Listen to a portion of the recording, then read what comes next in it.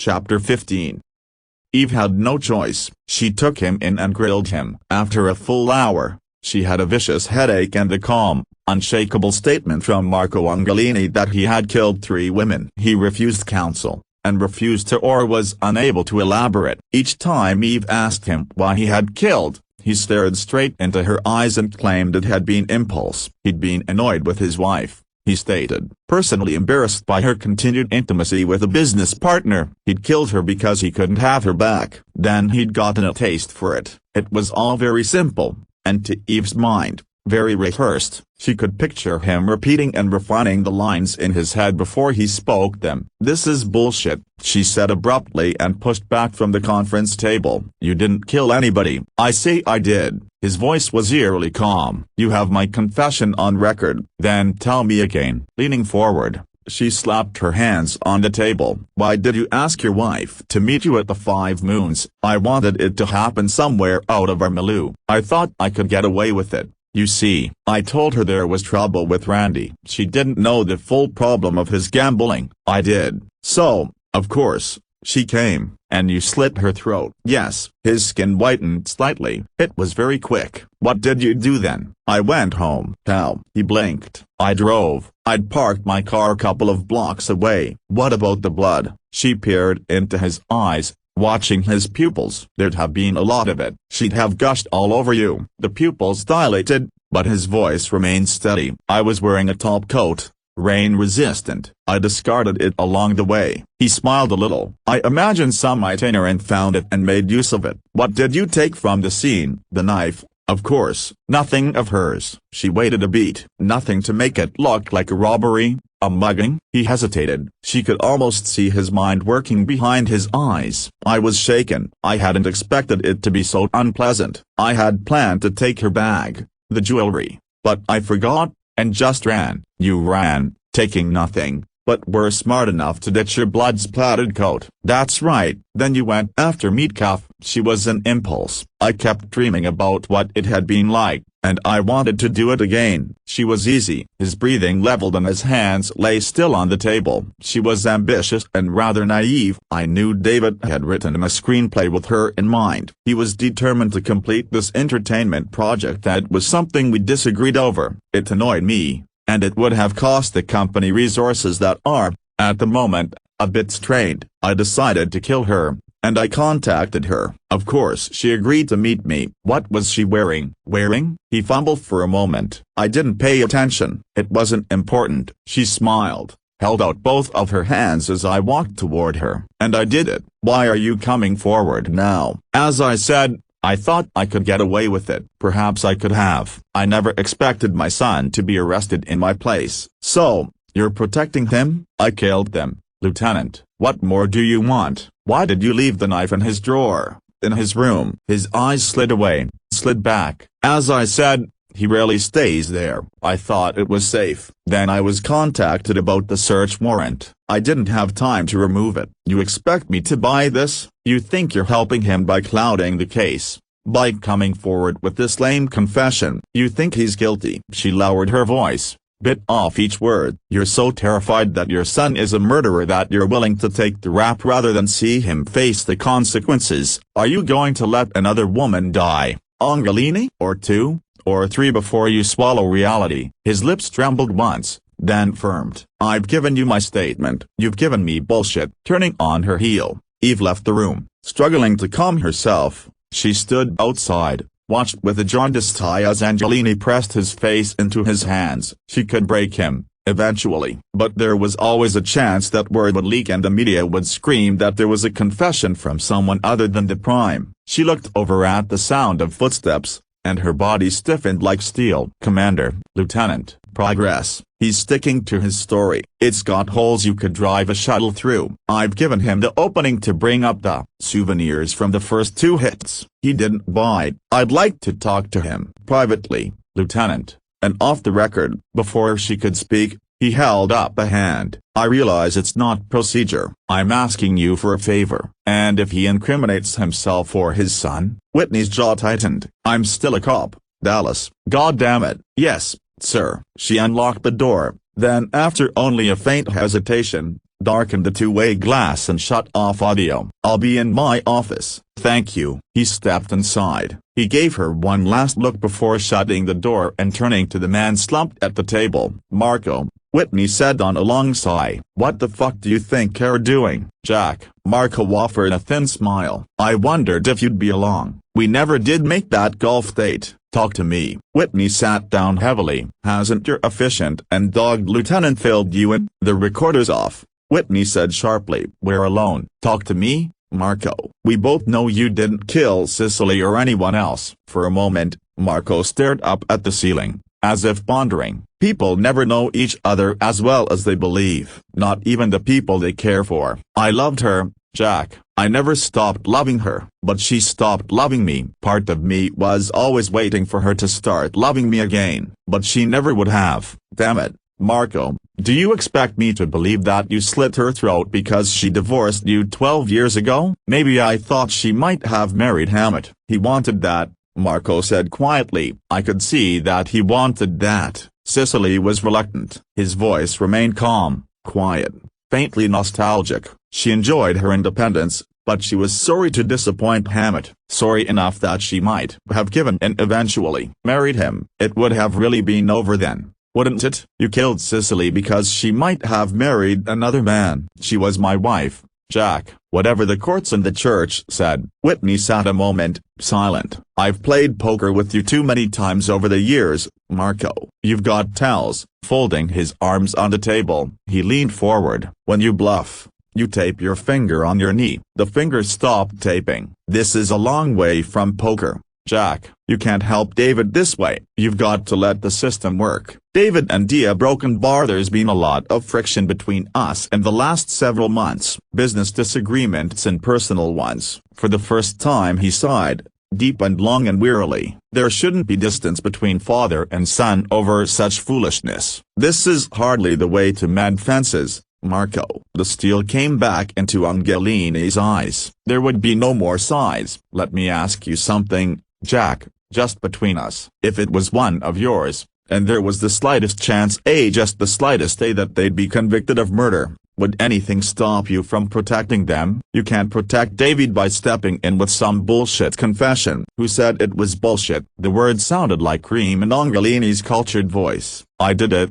and I'm confessing because I can't live with myself if my own child pays for my crime. Now tell me, Jack, would you stand behind your son, or in front of him?" "Ah, hell, Marco," was all Whitney could say. He stayed for 20 minutes, but got nothing more. For a time he guided the conversation into casual lines, golf scores, the standings of the baseball team Marco had a piece of. Then, quick and sleek as a snake, he'd toss out a hard, leading question on the murders. But Marco Angelini was an expert negotiator, and had already given his bottom line. He wouldn't budge. Guilt, grief, and the beginnings of real fear made an unsettling stew in Whitney's stomach as he stepped into Eve's office. She was hunched over her computer, scanning data, calling up more. For the first time in days, his eyes cleared of their own fatigue and saw hers. She was paled, her eyes shadowed, her mouth grim. Her hair stood up in spikes as if she dragged her hands through it countless times. Even as he watched, she did so again, then pressed her fingers to her eyes as if they burned. He remembered the morning in his office, the morning after Cicely had been murdered, and the responsibility he'd hung around Eve's neck. "Lieutenant." Her shoulders straightened as if she'd slammed steel poles into them. Her head came up, her eyes carefully blank. "Commander." She got to her feet. Got to attention, Whitney thought, annoyed by the stiff and impersonal formality. "Marco's in holding. We can keep him for 48 hours without charging him. I thought it best to let him think behind bars for a while. He still refuses counsel." Whitney stepped in while she stood there, and he looked around. He wasn't often in this sector of the complex. His officers came to him. Another weight of command. She could have had a bigger office. She'd earned one, but she seemed to prefer to work in a room so small that if 3 people crowded into it, they'd be in sin. "Good thing you're not claustrophobic," he commented. She gave no response, didn't so much as twitch an eyebrow. Whitney muttered an oath. "Listen, Dallas A. Sir. Her interruption was fast and brittle. Forensics says the weapon retrieved from David Angelini's room. I'm informed that there will be some delay on the results as the blood traces detected by the sweeper are of an amount borderline for typing and DNA, so noted, Lieutenant. The fingerprints on the weapon in evidence have been matched to those of David Angelini. My report. We'll get to your report momentarily. Her chin jutted up. Yes, sir. God damn it, Dallas. Yank that stick out of your butt and sit down. Is that an order, Commander? Ah, hell, he began. Marina Angelini burst through the doorway in a clatter of high heels and a crackle of silk. Why are you trying to destroy my family? She demanded, shaking off the restraining hand of Slade who had come in behind her. Marina, this isn't going to help. She jerked away and crowded into Eve. Isn't it enough that my mother was murdered on the street? Murdered because American cops are too busy chasing shadows and filling out useless reports to protect the innocent? Marina, Whitney said, come on to my office. We'll talk. Talk? She turned on him like a cat, gold and sleek, teeth bared for blood. How can I talk to you? I trusted you. I thought you cared about me, about David, about all of us. You've let her lock David in a cell. And now my father. Marina, Marco came in voluntarily. We'll talk about this. I'll explain it all to you. There's nothing to explain. She turned her back on him and aimed her scorching fury at Eve. I went to my father's house. He wanted me to stay in Rome. But I couldn't. Not when every report in the media is smearing my brother's name. When we arrived, a neighbor was more than happy, even gleeful, to tell me that my father had been taken away by the police. I can arrange for you to speak with your father, Miss Angelini, Eve said coolly. And your brother? You're damn right you'll arrange it. And now, where is my father? She used both hands to shove Eve back a pace before Whitney or Slade could stop her. What have you done with him, you bitch? You want to keep your hands off me, Eve warned. I've just about had my fill of Angelinese. Your father's in holding. Here, your brother's in the tower at Rikers. You can see your father now. If you want to see your brother, you'll be shuttled over. Her gaze flicked to Whitney, and stung. Or since you've got some pull around here, you can probably have him transported to visitation for an hour. I know what you're doing. This was no fragile flower now. Marina fairly vibrated with power. You need a scapegoat. You need an arrest so that the media will get out of your face. You're playing politics, using my brother, even my murdered mother, so that you won't lose your job. Yeah, some cushy job. She smiled sourly. I toss innocent people in a cage every day so I can keep all the benefits. It keeps your face on the screen, doesn't it? Marina tossed her glorious hair. How much publicity have you traded over my mother's dead body? That's enough, Marina. Whitney's voice slashed like a whip. In one vicious snap. Go to my office and wait. He looked over her shoulder at Slade. Take her out of here. Marina, this is useless, Slade murmured, trying to tuck her under his arm. Let's go now. Don't hold me. She bit off each word as if they were stringy meat, then shrugged away from him. I'll go. But you're going to pay for the grief you've brought my family, Lieutenant. You're going to pay for every bit of it. She stalked out, giving Slade time for only a muttered apology before he followed after her. Whitney stepped quietly into the silence. You okay? I've dealt with worse. Eve jerked his shoulder. Inside she was sick with anger and guilt, sick enough that she wanted badly to be alone behind closed doors. If you'll excuse me,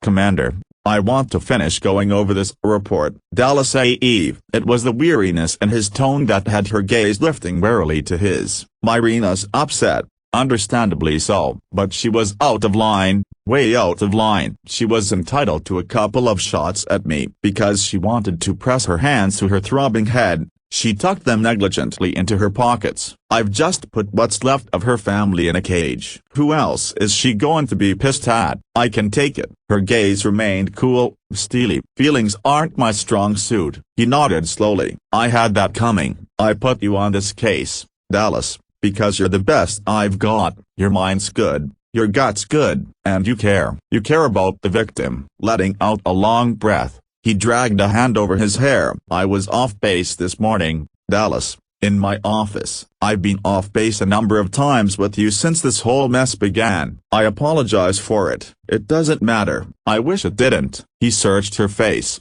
saw the stiff restraint. "But I see it does. I'll take care of my arena, arrange the visitations." "Yes, sir. I'd like to continue my interview with Marco Angelini tomorrow," Whitney said, and set his teeth when she didn't quite mask the sneer. "You're tired, Lieutenant, and tired cops make mistakes on missed details. You'll pick it up tomorrow." He headed for the door, swore again, and stopped without looking back at her. "Get some sleep, and for Christ's sake, take a painkiller for that headache. You look like hell." She resisted slamming the door after him, resisted because it would be petty and unprofessional. But she sat down, stared at the screen, and pretended her head wasn't shuddering with pain. When a shadow fell over her desk moments later, she looked up, eyes fired for battle. "Well," Rourke said mildly and leaned over to kiss her snarling mouth. "That's quite a welcome." He patted his chest. "Am I bleeding?" "Ha ha, there's that sparkling wit I missed." He sat on the edge of the desk where he could look at her and catch a glimpse of the data on the screen to see if that was what had put the miserable anger in her eyes. "Well,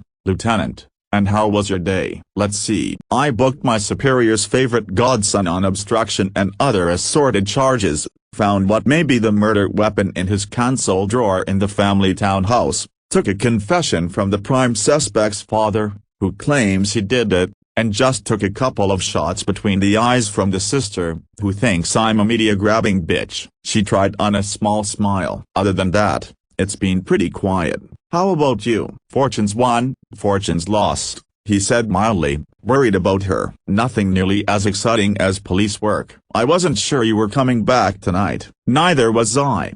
The construction on the resort's moving ahead well enough. I should be able to handle things from here for a time." She tried not to be so relieved. It irritated her that in a few short months she'd gotten so used to his being there, even dependent upon it. "That's good, I guess."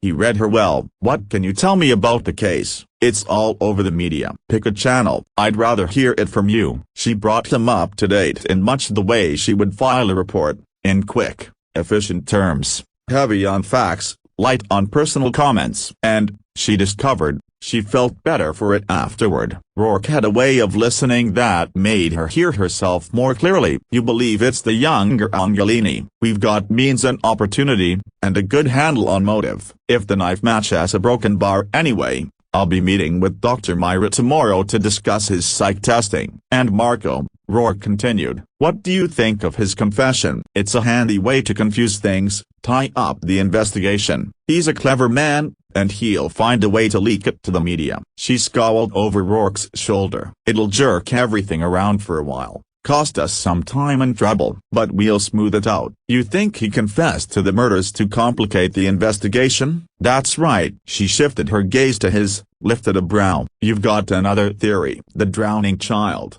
Rourke murmured. "The father believes his son is about to go under for the third time, jumps into the torrent. His life for his child's love." "Eve." He cupped her chin in his hand. "Love stops at nothing. Marco believes his son is guilty, and would rather sacrifice himself than see his child pay the price. If he knows, or even believes, that David killed those women, it would be insane to protect him. No, it would be love. There's probably none stronger than the parents for a child. You and I don't have any experience with that, but it exists." She shook her head. "Even when the child's defective, perhaps especially then. When I was a boy in Dublin, there was a woman whose daughter had lost an arm in an accident. There was no money for a replacement. She had 5 children, and loved them all, but 4 were whole, and 1 was damaged. She built a shield around that girl, to protect her from the stares and the whispers and the pity. It was the damaged child she pushed to excel,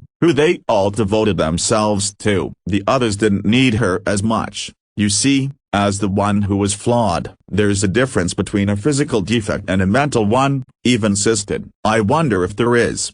To a parent, whatever Marco Angelini's motive, we'll cut through to the truth in the end. "No doubt you will." "When's your shift over?" "What? Your shift?" he repeated. "When is over?" She glanced at the screen, noted the time in the bottom corner. "About an hour ago." "Good." He rose and held out a hand. "Come with me." "Rourke, there are some things I should tie up here. I want to review the interview with Marco Angelini. I may find a hole." He was patient because he had no doubt he'd have his own way. "Eve, You're so tired you wouldn't see a 100-meter hole until you'd fallen into it. Determined, he took her hand and pulled her to her feet. Come with me. All right, maybe I could use a break. Grumbling a bit, she ordered her computer off and locked. I'm going to have to goose the techs at the lab. They're taking forever on the knife. Her hand felt good in his. She didn't even worry about the ribbing she'd take from the other cops who might see them in the hall or elevator. Where are we going? He brought their linked hands to his lips and smiled at her over them. I haven't decided. He opted for Mexico. It was a quick,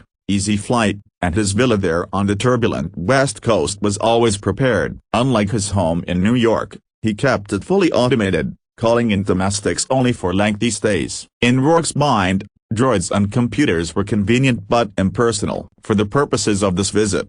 However, he was content to rely on them. He wanted Eve alone, he wanted her relaxed, and he wanted her happy. Jesus, Rourke. She took one look at the towering, multi-layered building on the brink of a cliff and goggled. It looked like an extension of the rock, as if the sheer glass walls had been polished from it. Gardens tumbled over terraces in vivid colors, shapes, and fragrances. Above, the deepening sky was devoid of any traffic. Just blue, the swirl of white clouds, the flashing wings of birds. It looked like another world. She'd slept like a stone on the plane, barely surfacing when the pilot had executed a snazzy drop landing that had placed them neatly at the foot of zigzagging stone steps that climbed the towering cliff. She was groggy enough to reach up to be certain he hadn't slipped VR goggles on her while she'd slept. Where are we? Mexico, he said simply. Mexico? Stunned, she tried to rub the sleep and the shock from her eyes. Rourke thought,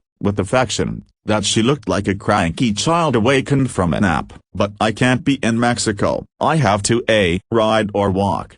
He asked, pulling her along like a stubborn puppy. I have to ride, he decided. You're still groggy. She could enjoy the climb later, he thought, and its many views of sea and cliffs. Instead, he nudged her into a sleek little air cart, taking the controls himself and shooting them up to vertical with a speed that knocked the rest of sleep out of her system. Christ, not so fast. Her instinct for survival had her clutching the side, wincing as rocks, flowers, and water whizzed by. He was roaring with laughter when he slipped the little cart into place at the front patio. Awake now, darling? She had her breath back. Barely. I'm going to kill you as soon as I make sure all my internal organs are in place. What the hell are we doing in Mexico? Taking a break. I need one. He stepped out of the cart and came around to her side. There's no doubt you do. Since she was still holding on to the side, knuckles white, he reached in, plucked her up, and carried her over the irregularly shaped stones toward the door. Cut it out. I can walk. Stop complaining. He turned his head,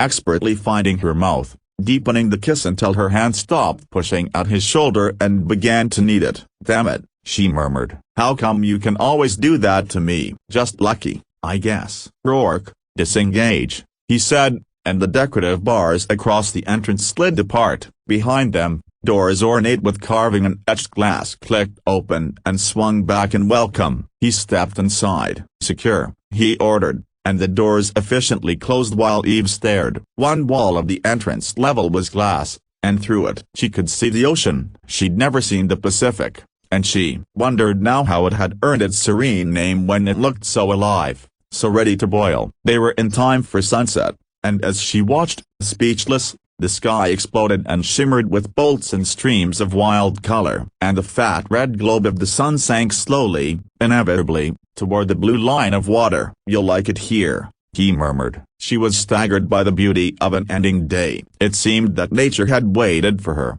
held the show. It's wonderful. I can't stay. A few hours. He pressed a kiss to her temple. Just overnight for now. We'll come back and spend a few days when we have more time. Still carrying her, he walked closer to the glass wall until it seemed to Eve that the entire world was made of frantic color and shifting shapes. I love you, Eve. She looked away from the sun, the ocean, and into his eyes. And it was wonderful, and for the moment, it was simple. I missed you. She pressed her cheek to his and held him tightly. I really missed you. I wore one of your shirts. She could laugh at herself now because he was here. She could smell him, touch him. I actually went into your closet and stole one of your shirts, say one of the black silk ones you have dozens of. I put it on, then snuck out of the house like a thief so Somerset wouldn't catch me." Absurdly touched, he nuzzled her neck. "At night, I'd play your transmissions over, just so I could look at you, hear your voice." "Really?" she giggled, a rare sound from her. "God, Rourke, we've gotten so sappy. We'll keep it our little secret." "Deal." She leaned back to look at his face. "I have to ask you something. It's so lame, but I have to." "What?" "Was it ever broken?" She winced, wished she could muffle the need to ask. "Before, with anyone else?" "A number." He touched his lips to her brow, her nose, the dip in her chin. "It was never, with no one else." "Not for me, either." She simply breathed him in. "Put your hands on me." "I want your hands on me." "I can do that." He did, tumbling with her to a spread of floor cushions while the sun died brilliantly in the ocean.